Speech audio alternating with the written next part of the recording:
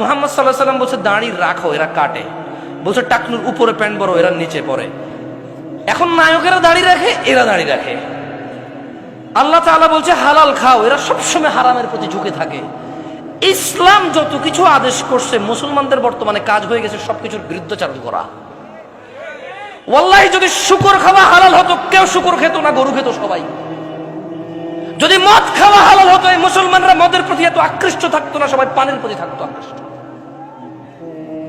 যদি সুদ আর ঘুষ খাওয়া হালাল হতো, তাহলে আজকের যে মুসলমান আমার চোখের সামনে আসি, আমরা আমার মনে হয় এরা কেউ সুদ আর ঘুষ খেত না। ওয়াল্লাহি যদি নামাজ পড়লে পাপ হতো, তো ফজরে তুমি মসজিদে জায়গা দিতে পারতা না। গান শুনলে পাপ হয়, কনসার্টে জায়গা হয় না। গান শুনলে পাপ হয়, কনসার্টে জায়গা হয় না। সিনেমা দেখলে পাপ হয়, ইন্টারনেটে মিলিয়ন বিলিয়নস ভিউ হয় ওইটার। বাবা মায়ের সাথে বেয়াদবি করলে পাপ হয়, কোন সন্তান তার বাপ মায়ের কথা শোনে না। একটা সামান্য মেম্বার, ইউনিয়ন মেম্বার, ও বেটা এখন 2 লাখ টাকা খরচ করলে হওয়া যায়। কি আগের যুগ আছে সম্মান হতো?